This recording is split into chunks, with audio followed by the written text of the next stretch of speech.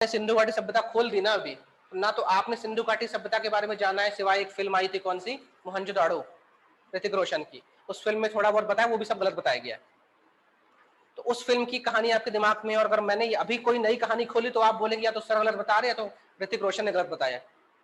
तो मैं उस चीज को अभी खोलूंगा नहीं, मैं चलूंगा मॉडर्न हिस्ट्री पे, क्योंकि इस पे बहुत सारी फिल्में बनी है, बहुत सारी फिल्में बनी है। भगत सिंह भी इसी में मिलेंगे आपको, हिटलर भी इसमें मिलेगा, माउंट बैटन भी इसमें मिलेगा, गांधी भी इसमें मिलेगा, नेहरू भी इसमें मिलेगा। और नेहरू तो अभी बहुत लाइमलाइट में है, घर में पानी भी नहीं आया तो नेहरू की वजह से नहीं आता है, नेहरू चल रहे हैं नहीं बहुत सारे। तो हम शुरू करेंगे मॉडर्न हिस्ट्री की, सबसे ज्यादा इंपॉर्टेंट ये है। और इस मॉडर्न हिस्ट्री में कुछ ऐसी बातें हुई जिसकी वजह से हमारा प्रेजेंट प्रभावित होता है। इतनी बात क्लियर। मेडाइवल हिस्ट्री में मोटे तौर पे भारत जो था हिंदू राष्ट्र था, यानी अमूमन यहाँ के राजा हिंदू थे। जब यहाँ पे मुस्लिम आक्रमण शुरू होते हैं या मुस्लिम लोग आते हैं, टर्की से आते हैं, ईरान से आते हैं, ठीक है, वहां से जब यहाँ पे आक्रमण करते हैं धीमे धीमे यहाँ पे राज करना शुरू कर देते हैं।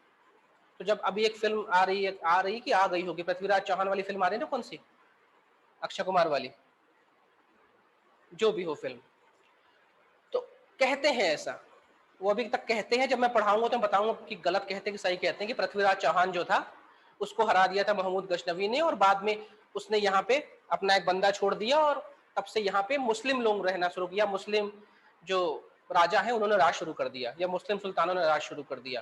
तो मध्यकालीन इतिहास की शुरुआत कब से होती है, जब से यहाँ से हिंदू जो इलाके हैं या हिंदू जो राजशाही वो खत्म हुई है और मुस्लिम डायनेस्टी आ गई है। तो हम मध्यकालीन की शुरुआत तब से करते हैं, और एंड कब से होगा, जब यहाँ पे यूरोपियंस आ जाएंगे। समझ में आ रही। और इसके पहले का जो पूरा कहानी किस्सा है वो सब एंशिएंट है, वो सब एंशिएंट यानी प्राचीन है। समझ में आ रही बात। तो हम शुरू करते हैं मॉडर्न से, ये बात क्लियर। अब आप बिपिन चंद्रा किताब देखोगे तो उसमें शायद बैटल ऑफ प्लासी से मॉडर्न हिस्ट्री की शुरुआत बताई गई है ना। स्पेक्ट्रम में शायद रिवॉल्ट ऑफ 1857 से मॉडर्न हिस्ट्री की शुरुआत बताई गई है। तो असल में वो किताब छापने वाले लोग हैं, वो चाहते थे कि हमारी किताब ज्यादा बिके, और अगर हम पूरा ही बता देंगे या हम वास्को डी गामा से कहानी शुरू करेंगे तो मेरी किताब मोटी हो जाएगी, और किताब मोटी हो जाएगी तो बच्चा खरीदेगा ही नहीं। तो उन लोगों ने अपनी सुलभता के हिसाब से, पब्लिकेशन ने अपने हिसाब से मॉडर्न हिस्ट्री की शुरुआत किसी ने 1757 से कर दी, किसी ने 1857 से कर दी, और मैं शुरुआत करूंगा यूरोपियन के आगमन से। सर, हाँ बोलिए। सर मॉडर्न हिस्ट्री के लिए बिपिन चंद्र बेस्ट रहती है या स्पेक्ट्रम? सब मतलब किताबें किसकी बेस्ट, लैंग्वेज ज्यादा इजी सारी होती है? किताबें बेस्ट है, क्योंकि किताब वो अच्छी होती है जो हमें समझ में आए। तो पहले मेरी कहानी किससे सुन लेना, उसके बाद आपका जो किताब हो, नई किताब मत खरीदना।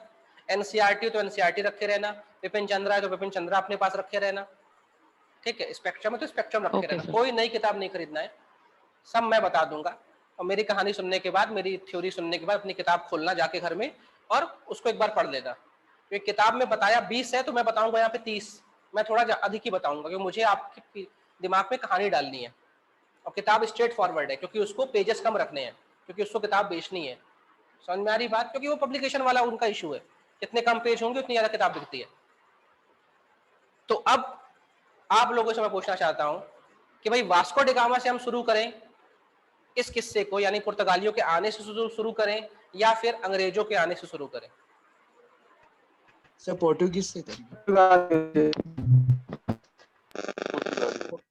पोर्टुगीज पुर्तगाली से शुरू करके अंग्रेजों से शुरू करें? पुर्तगाली। पुर्तगाली से। तो अभी कुछ होंगे 2-4 लोग जो पुर्तगाली पढ़ लिए होंगे यहाँ पे, है ना। हाथ उठा लो, कौन है? आप लोग पढ़ लिए हो, चलो अच्छा है, रिवीजन हो जाएगा।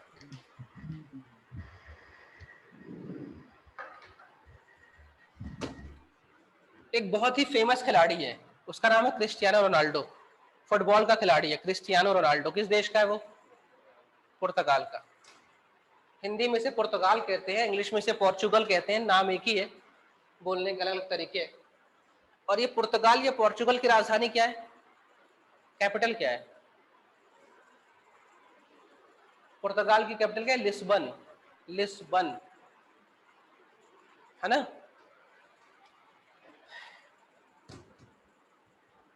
ये ब्रिटेन है, ये फ्रांस है, ये पुर्तगाल है, ये स्पेन है, ये अफ्रीका है, ये अरब है, ये आपका भारत है, ये आपका पाकिस्तान है। यहाँ पे आपके दो देश आ जाएंगे, म्यांमार और बांग्लादेश। देखो पूरा मैप मैं जिस तरह मैप उस तरह ड्रॉ नहीं करूंगा क्योंकि मुझे आपको कहानी समझानी है।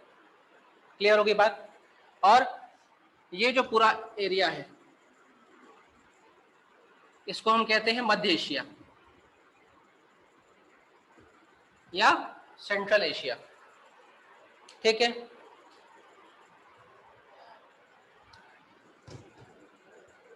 ये ब्रिटेन भी मेरे घर आएगा, फ्रांस भी मेरे घर आएगा, पुर्तगाली भी मेरे घर आएगा। एक यहाँ पे छोटा सा देश है हॉलैंड नाम का, वैसे हॉलैंड नाम का कोई देश नहीं है, उसे नीदरलैंड कहते हैं। वहां का एक व्यक्ति है वो भी मेरे घर आएगा। तो ये सब आएंगे मेरे घर, हम पे राज करने की कोशिश करेंगे, लेकिन आखिरी में जीतेगा ब्रिटानी या ब्रिटेन। ठीक है, अब एक कहानी सुनते हैं।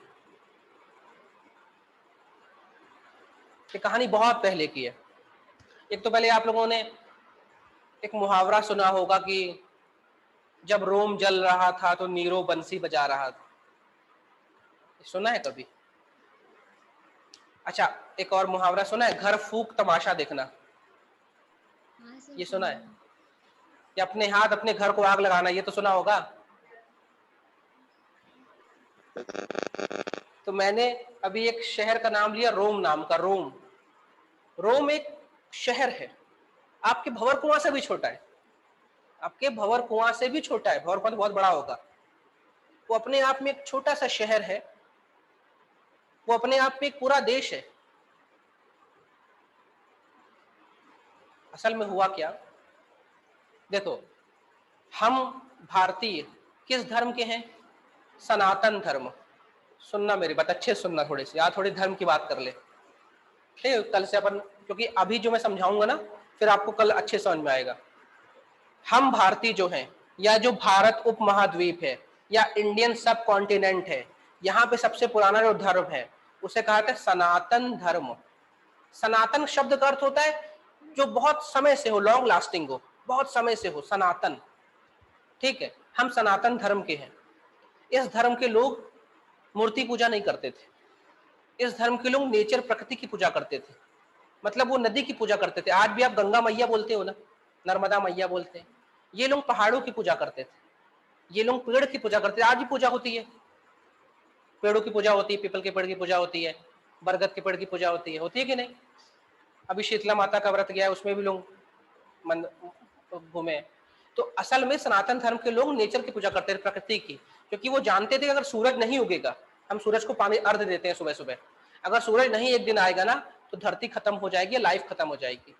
अगर नदियां नहीं बहेंगी तो हम पानी नहीं पी पाएंगे, अगर हवा नहीं चलेगी तो हम सांस नहीं ले पाएंगे, अगर पहाड़ नहीं होगा तो तेज आंधी चलेगी तो हमारा घर उजड़ जाएगा। समझ में आ रही बात? अगर मिट्टी नहीं होगी, जमीन नहीं होगी, तो हमारी फसलें नहीं होंगी। मतलब सबसे बड़ा पावर क्या है? नेचर, प्रकृति।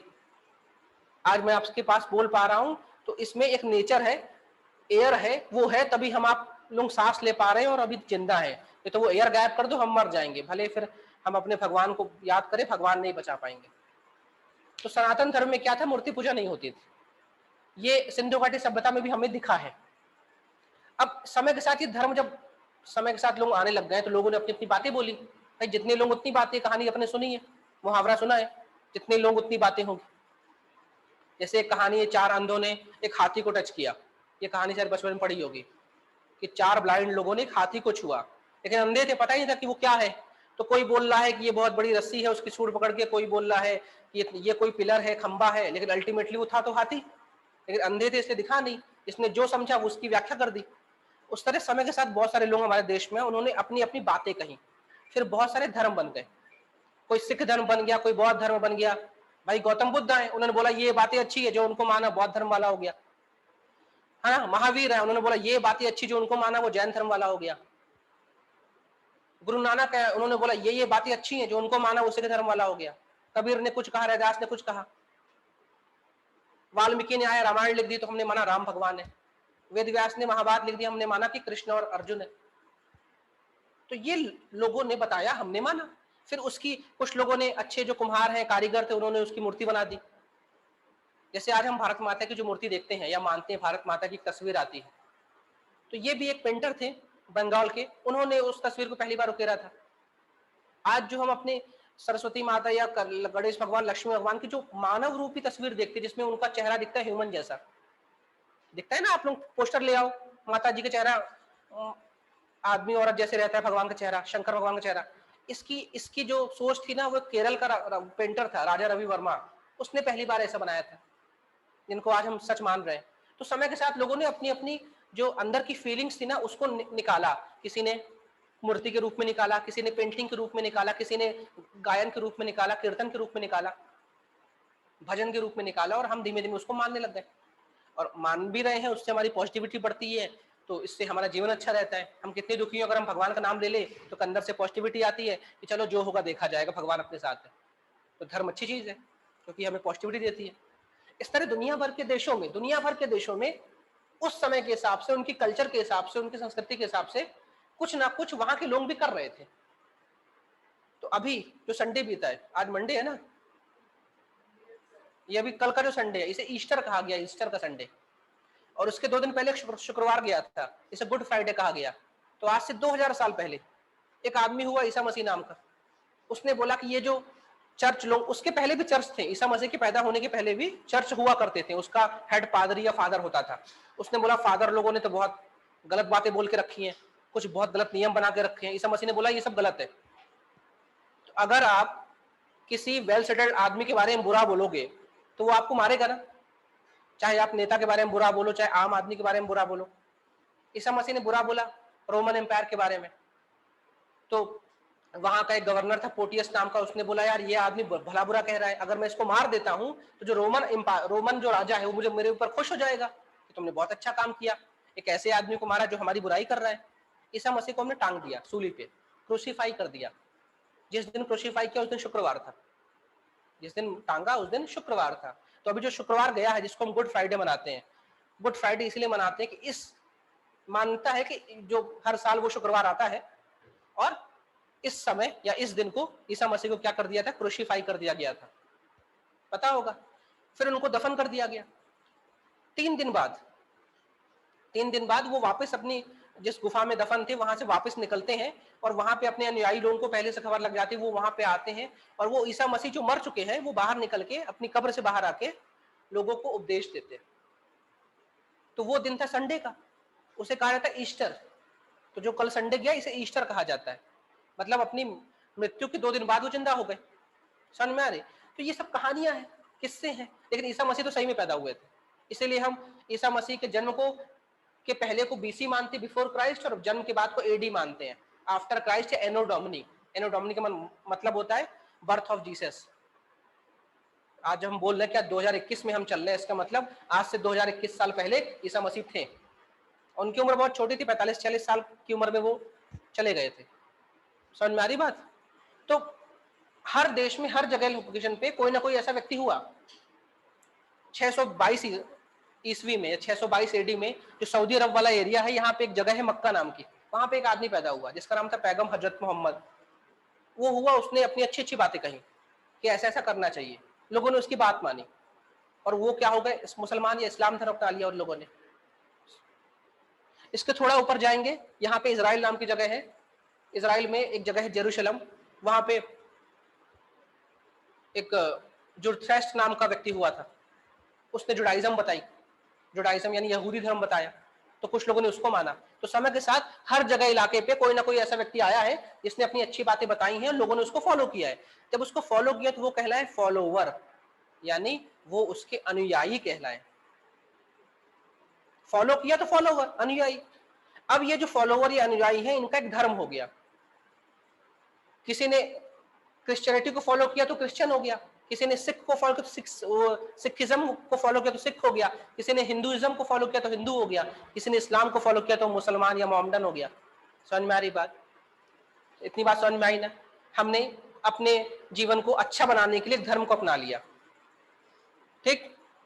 अब वो जो धर्म है, या आज मेरा आपका जो धर्म है, धर्म मतलब होता क्या है? धर्म मतलब होता है धारण करने वाला, जिसको हम धारण करें, हम जिसको वियर करें, तो वो कोई कपड़ा नहीं है। धर्म मतलब होता है हम कुछ चीजों को अपने अंदर माने। जैसे हिंदू धर्म बोलता है कि भाई सुबह उठ के माँ पिता के पैर छुओ, या अपने गुरुजनों के आशीर्वाद दो, नहाओ धो, पूजा पाठ करो, अच्छी अच्छी बातें बोलो, सुबह 12 बजे से पहले ही खाना खा लो, फिर काम पे जाओ, रोज कर्म करना चाहिए, उसके बाद घर आओ, शाम ढलने से पहले घर आ जाओ। ये सब अच्छी अच्छी बातें मम्मी भी सिखाती हैं कि भैया अंधेरा होने से पहले घर आ जाना। हमको पता ही नहीं क्यों बोलती हैं, लेकिन वो हमारे धर्म में भी है, अंधेरे होने के बाद नहीं आते, मतलब या समय से घर आ जाओ। तो धर्म क्या है, रिलीजन क्या है? The art of living is called religion. जीवन जीने की जो कला है वही धर्म है। एक जीवन जो फीटस, जो भ्रूण में बच्चा आता है, और जब तक वो दफन नहीं होता कब्र में, तब तक उसके जीवन में जो कुछ भी चलता है वो धर्म है। जैसे एक छोटा सा बच्चा हुआ, जैसे पैदा होकर वो हिंदू धर्म का मुस्लिम धर्म का होगा, तो उसके पैदा होने पे कुछ बातें कही जाएंगी, कुछ गाना वाना होगा, ये भी उस धर्म का हिस्सा है। फिर हम कैसे कपड़े पहनते हैं, हम कैसी बात करते हैं, हम कैसा तिलक लगाते हैं, कैसी टोपी लगाते हैं, सब धर्म है। तो धर्म हम जी रहे हैं, हम हर पल धर्म जी रहे हैं। ऐसा नहीं कि जब मंदिर मस्जिद पे जाके करेंगे तभी धर्म होगा। समझ में आ रही बात? तो अब इतने सारे धर्म जब हो गए, तो अब हर धर्म वाले ने बोला कि मेरा धर्म सबसे अच्छा, मेरी साड़ी सबसे सफेद, तुम्हारी साड़ी से टाइट वाला ऐड आता है ना, मेरे कपड़े तेरे कपड़े से सफेद कैसे, तो मेरा धर्म तो सबसे महान। हम चाहते हैं कि हमारा धर्म ही सब जगह फैले और दूसरे का धर्म खत्म हो जाए। इस वजह से होने लगे युद्ध या लड़ाइयां। क्रिश्चियन सोचेगा इस्लाम वालों को मारो, या इस्लाम को हटा दो, या इस्लाम को कन्वर्ट कर दो। इसे कहा गया धर्म युद्ध, इन्हें कहा गया धर्म युद्ध। ठीक है। और हर धर्म चाहा है कि मैं ज्यादा से ज्यादा जमीन एक्वायर करूं, क्योंकि जितने ज्यादा जमीन मैं खींच पाऊंगा उतने अधिक लोग मुझे मिलेंगे, जितने अधिक लोग मिलेंगे उनको मैं कन्वर्ट करा दूंगा। आज भी तो यही होता है ना, आज भी यही होता है। आज से 4000 साल पहले भी यही हो रहा था। नई नई जमीनें जीती जा रही थी, क्यों? राजा, जैसे राजा मान लो इस्लाम धर्म का है, तो वो क्या चाहेगा, बगल वाला जो पड़ोसी राजा है उसको हरा दिया जाए, क्योंकि वो हिंदू धर्म मानता है, और वहां के लोगों, वहां को ओवरटेक कर लिया जाए, वहां के लोगों को बोला जाए कन्वर्ट करोगे तो अच्छा, नहीं करोगे तो बहुत सारा टैक्स देना पड़ेगा, या तुम्हारा जीवन खराब कर देंगे, या तुमको बहुत मारेंगे, परेशान करेंगे। समझ में आ रही बात? तो आज से 2000 साल पहले जो रोम नाम की जगह है, वहां पे एक रोमन एम्पायर बनता है, रोमन एम्पायर, रोम से ही रोमन नाम आता है। और उसने बहुत बड़े एरिया में अपना रूल किया, और जितने बड़े एरिया में उसने रूल किया, मतलब ये पूरा यूरोप और पूरा मध्य एशिया में उसने, रोमन एम्पायर ने रूल किया, और वहां पे क्या फैला दी? क्रिश्चियनिटी फैला दी। कौन सा धर्म फैला दिया? क्रिश्चियनिटी धर्म। ठीक, इतनी बात क्लियर हो गई। जब इसका इलाका बड़ा हो गया, या कोई मान लो आपकी कंपनी है वो बहुत बड़ी अगर हो गई, तो आप उसके 2-3 ब्रांचेस खोल दोगे ना, जैसे कोठारी की भी 2-3 ब्रांचेस है, एक राजवाड़ा में, एक यहाँ पे। उस टाइम इन्होंने अपनी एक दूसरी ब्रांच खोली। एक ब्रांच तो इनकी कहाँ पे थी? रोम में। और एक ब्रांच खोल दी यहाँ, एक देश है टर्की, टर्की की में एक शहर, उसका नाम है कुस्तुनतुनिया। पहले नाम था कुस्तुनतुनिया, आज उसका नाम है इस्तानबुल। इस्तानबुल एक सिटी है। सिटी कहाँ है? टर्की में। तो ये जो रोमन एम्पायर, इसकी 2 ब्रांचेस हो गई थी। एक कहाँ हो गई थी? इधर, और एक इधर। इधर वाली क्या कहलाती थी? ईस्टर्न, पूर्व की साइड है। इधर वाली क्या कहलाती थी? वेस्टर्न। ठीक है। और ईस्टर्न वाले ने क्या कोशिश की कि पूरा मध्य एशिया, यानी अरब वाला एरिया, अफ्रीका वाला एरिया भी कैप्चर करूं। और इस वेस्टर्न वाले ने क्या सोचा? पूरा ये यूरोप कैप्चर कर लूं। मतलब जहां जहां तक हमारी जमीन हो, जहां जहां तक हमारा राज हो, वहां पे सिर्फ एक ही धर्म हो। वो कौन सा धर्म हो? क्रिश्चियनिटी। तो क्या बाकी धर्म वाले शांत रहेंगे? वो भी रिप्लाई करेंगे, रिवर्ट करेंगे ना। और जब वो रिप्लाई रिवर्ट करेंगे तो लड़ाइयां होंगी, और जब वो लड़ाइयां होंगी तो कोई जीते कोई हारेगा। तो जो जीतेगा वो हारने वाले को बंदी बना लेगा, या उसका इलाका हड़प लेगा। और जब ऐसा कुछ होगा, जब इलाके हड़पे जाएंगे, तो हो सकता है उसी रास्ते से कोई ट्रेड रूट जाता हो, कोई ऐसी सड़क हो, ऐसी रोड हो जिससे हम पहले जाते हो, वो रोड बंद हो गई, तो हमें नई रोड ढूंढनी पड़ेगी, या हमें नया रास्ता ढूंढना पड़ेगा। तो ये धर्म युद्ध के चक्कर में, ये जो रिलीजन को लेकर वॉर हुआ, इसके चक्कर में कई सारी डिस्कवरी हुई। नए नए रास्ते खोजो, नए नए बंदूक बनाओ, नए नए तोप गोले बनाओ। लड़ाई करना है तो हमें वॉर वेपन्स बनाने हैं, और हमें अपने आप को सुपीरियर बनाना है तो भी हमें वेपन्स बनाने हैं, क्योंकि लड़ेंगे तो ही जीतेंगे। और दूसरा, हमें व्यापार भी करना है तो हमें नए रास्ते खोजना है। और इसी सब के चक्कर में भारत का रास्ता भी खोजा गया। तो ये कहानी अभी अधूरी है, कल इसको मैं पूरी करूंगा, फिर समझ में आएगा कि क्यों ये सोने की चिड़िया चुपचाप यहाँ अपना काम कर रही थी भारत में। क्या इनको पड़ी थी कि मेरे घर आ गए, इतनी दूर आ गए? और तब ना कि प्लेन है, ना कि उस टाइम बुलेट ट्रेन है, कुछ नहीं है, पानी के जहाज से आ गए, गधे पे बैठ के आ गए, टट्टू पे बैठ के आ गए, बैलगाड़ी में बैठ के आ गए, लेकिन आ गए। आते क्यों है, ऐसी क्या मजबूरी फंसती है? हम भी ना जाएं? हम तो हमसे वही बोले कि आप कार से चले जाओ कन्याकुमारी, तो हम मना कर देंगे, नहीं भाई 2 दिन का सफर कार से कैसे करें। और ये लोग टट्टू में बैठ बैठ के 10-10 हजार किलोमीटर आ गए, बैलगाड़ी में बैठ के आ गए, इस बीच में कत्लेआम भी मचाया, खुद भी मारे गए, लेकिन आए, फिर हमको गुलाम बनाया, जिसकी वजह से मैं पढ़ रहा हूँ अपने देश की मॉडर्न हिस्ट्री। समझ में आई बात? तो ये कहानी अभी तक इतनी जानो कि यहाँ पे एक रोम एम्पायर है, इसकी 2 ब्रांचेस है, इधर वाला पश्चिमी रोम, इसका हेडक्वार्टर रोम में ही है, और दूसरा इधर वाला पूर्वी रोम है, और इसका हेडक्वार्टर कहाँ है? इस्तानबुल में। इस्तानबुल नाम का एक शहर है टर्की में, वहां पे है। ठीक है, इसके बाद की कहानी अपन कल करेंगे। और ये जो मैंने अभी बता रहा हूँ ना, ये असल में आप एंशियन और मिडाइवल दोनों का हिस्सा लेके बाहर आ रहा हूँ, क्योंकि किसी का भी इतिहास अगर मैं बताऊंगा ना, तो ऐसा नहीं बोलूंगा कि ये लड़का आज पैदा हुआ और कल ये इंजीनियर बन गया, परसों ये कलेक्टर बन गया और नरसों ये मर गया, ऐसी कहानी नहीं बताई जाती ना। तो हमें उसका पीछे का दाएं बाएं बताना पड़ेगा। तो रोमन एम्पायर की वजह से, इनकी बेवकूफियों की वजह से, इनकी लड़ाइयों की वजह से हम सफर करें। यहाँ पे क्रिश्चियन और इस्लाम लड़ गए, जिसकी वजह से हिंदू सफर किया या भारत सफर किया। ठीक है, तो सब इंटर रिलेटेड है, इंटर कनेक्टेड है। और कहते भी थे यूरोप को अगर छींक आती है ना, तो पूरी दुनिया को जुकाम हो जाता सर है। आपकी हाँ बोलो। वॉइस कट हो गई थी, आप कुछ बता रहे थे सर पीछे। चलो कुछ खास नहीं बताया मैंने, कल बाकी बताऊंगा। ठीक है, आज की क्लास में कोई डाउट? ठीक है, नो सर। चलो ठीक, थैंक यू।